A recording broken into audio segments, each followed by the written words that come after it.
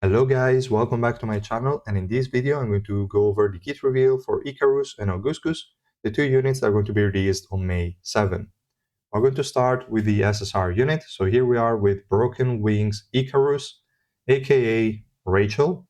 She's going to be a purple SSR support unit, and yeah, I would say we can get started with the video first, and then we will have a look at the actual kit. So yeah, here it is, Rachel. Woohoo! I don't know how many people will be excited about a new Rachel, but I know I'm not. So yeah, purple support wave controller. We have an AoE silence, which isn't too bad actually. And we have this still useful active skill. Okay. And the special, the power of the big breeder, but yeah, well, animation wise, pretty simple. There is nothing fancy to it. And I think it's fine because who cares about Rachel, right? So that's all for the video. Let's start from the passive as usual. We have an increase to the defense of purple element allies by a percentage at the start of the battle. Now, it doesn't say it cannot be removed, so this kind of sucks. I don't know. And just in general, even if it worked, unless this percentage is really high, you wouldn't really notice it. Unless you are at like 300 and 300 deficit and below, then sure, you will notice pretty good boost in survivability, but at higher deficit, it doesn't really matter. Maybe on some tanks it does, but it's still very, very low. And like for purple element tanks, I don't know which one would really like it. Reflejo doesn't give a shit. Varagarv, maybe. Karaka, maybe. But yeah, it's not really that great. I think it's going to be annoying in the enemy team, but not really in our. So it's okay. And then she's also going to recover HP of all allies by a percentage of her defense every number of seconds. Again, kind of worthless for us, will be probably annoying as an enemy. That's all I can feel about this passive. Then we have the still useful active skill. She's going to recover HP for herself and the ally with the lowest HP percentage by a percentage of her defense. Everything here kind of scales with their own defense, but okay. So the percentages, I'm expecting them to be quite high because it's not attack scaling, it's defense scaling. And I think defense is a bit lower than attack. I don't really recall, to be honest. I never pay attention to those things, but okay. So yeah, each time she recovers HP, she increases also defense by percentage for a duration with a maximum number of stacks. Again, these can be removed. I don't really think it's that big of a deal. Like also these in the enemy team, if we can remove them, it's not really a problem, I would say. We have a lot of tools to get rid of them, so it's fine. And the healing for us is shit, for the enemy could be annoying. So again, so far the kit doesn't really impress me, it's kind of basic, and is more annoying as an enemy than anything. And we have I don't need interference. This one is the AoE sort of attack that silences the enemies. The good thing is that it's centered on the highest attack enemy, which is a decent focus because at the very least we're going to silence them. And if you're not hitting anyone else, it's still okay, I guess. And yeah, again, the damage dealt is based off of their defense. Fine. Then we have the special move, probably the only kind of useful thing in our kit, maybe. We don't know yet. But she has the sort of increase of defense for all allies, but this is based off of her defense. Yeah, increasing all allies' defense by percentage of her defense for a duration. So again, not too fond of this. She's not really going to have too high amounts of defense because she's an SSR unit. But yeah. And if the target is a purple element ally, their active skill remaining cooldown decreases by a number of seconds. This could be good if paired with like white, that is going to cast more active skills and proc the passive more often. Paired with Helljo as well, because he has the HP recovery block on the active skill, and decreasing that could be decent.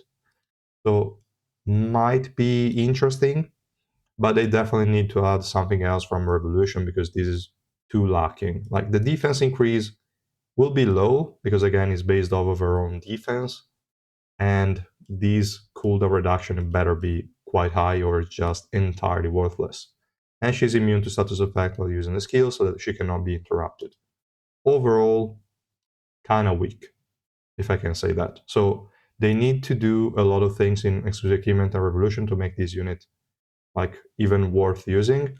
She's definitely below average for purple SSR units, but again, they might just make her broken with a really good Revolution and really good Exclusive Achievement. So far, not impressed. And yeah, I guess that's all for Icarus. Let's move on to the most important unit, Augusgus, the SSR plus of this release.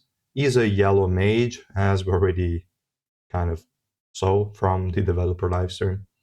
So yeah, I'm not excited about that part, but let's have a quick look at his video and his kit animations, and then we're going to have a look and read the actual kit. It's up to you to decide between good and evil. Yellow mage, fisherman. We have this interesting grouping skill.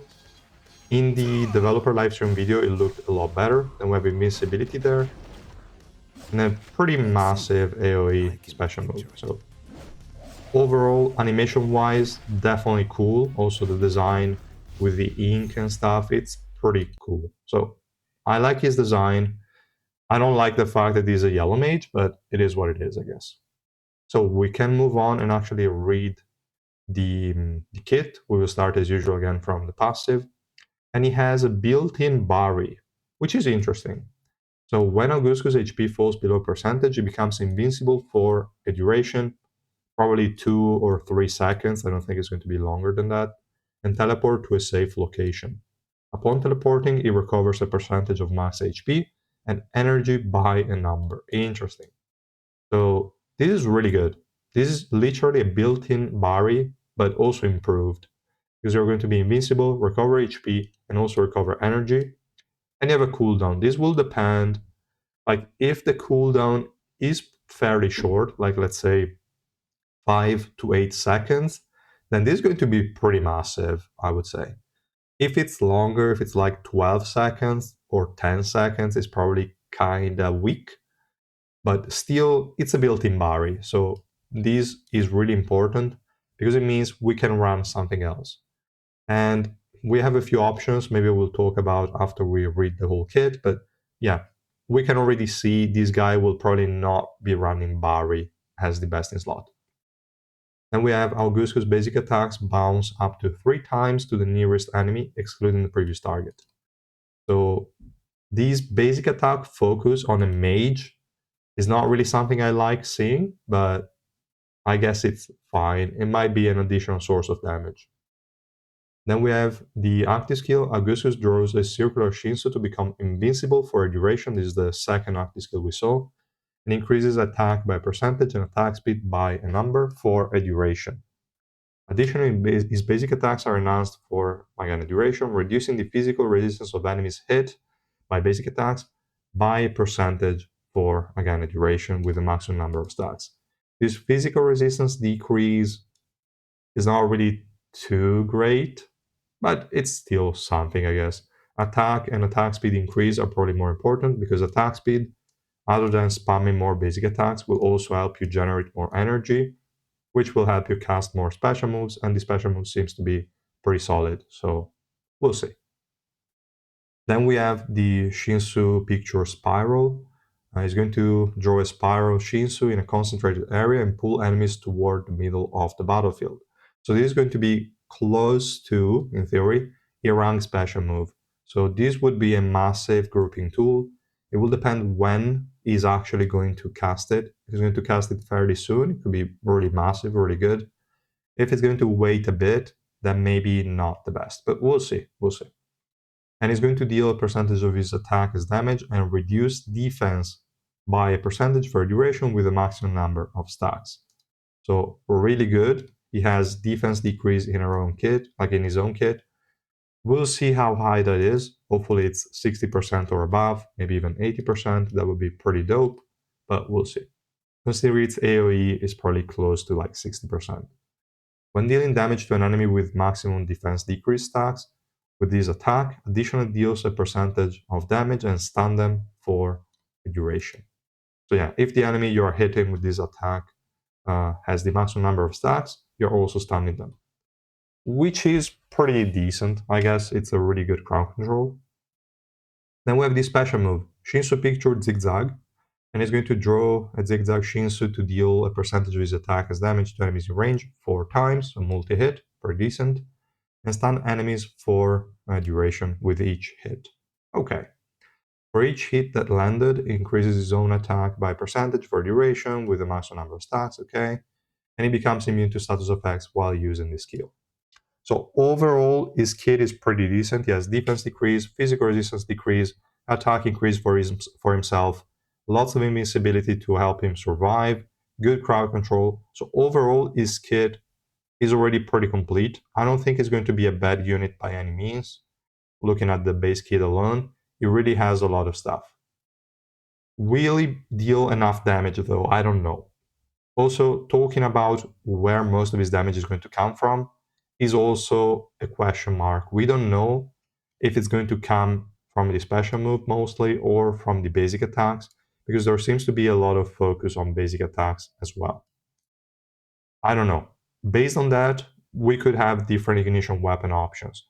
Obviously, Sundance is an option if basic attacks are a relevant part of his damage. Rafflesia could be an option if we want him to spam the special move a bit more frequently. And if they don't troll, this could be a really good opportunity for them to have us run Mago. Now, I'm saying Mago, there is no energy decrease here, there is no energy steal here. But they could add it in Revolution or Exquisite. If they do, and if they give him an energy decrease, this will probably be his best in slot. I could definitely see Mago on him.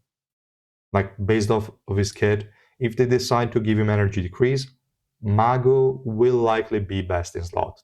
That's what I feel, but we obviously don't know. So far, it's not really possible to say anything else.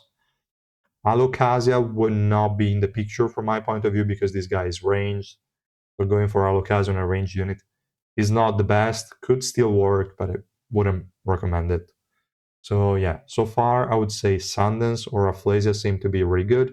Mago if they decide to give him energy decrease, or Barry just as a fallback option to further boost the passive, because if the cooldown is maybe like let's say 8 seconds and invincibility here is 2 seconds, maybe we'll proc this effect. We also need to see the percentage, because if it's lower than Barry, then it could be annoying. If it's higher, then it's interesting because this one will proc, it will move and trigger his own invincibility.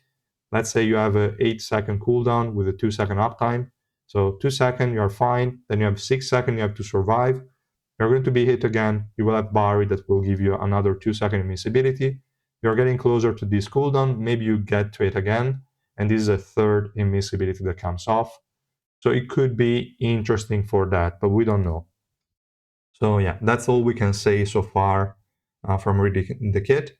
I have high expectations. I think they are likely to like make this unit pretty busted. I don't know if his damage is actually going to be reasonable, but looking at the latest unit they released, they can probably pull it off, and this guy will have also decent damage. So it will be a Yarang in terms of utility, even though this is an active skill, so it's not going to be like spamming it, but you can decrease his cooldown some way or another, or giving him swiftness via Tawa, or using Albelda with him to reset the cooldown. There are a lot of ways, but yeah, definitely looks interesting. If his damage is higher than Yarang, and well, that will probably be for sure 100%. So she he is probably an improved Yarang, I would say. So yeah, quite happy about this release. But I don't know. Like yellow is really tilting me. The more I see that this guy is yellow, the more tilted I am. But okay, fine. Let me know in the comments, guys, how you feel about these two new units, and I will see you in the next one. Bye.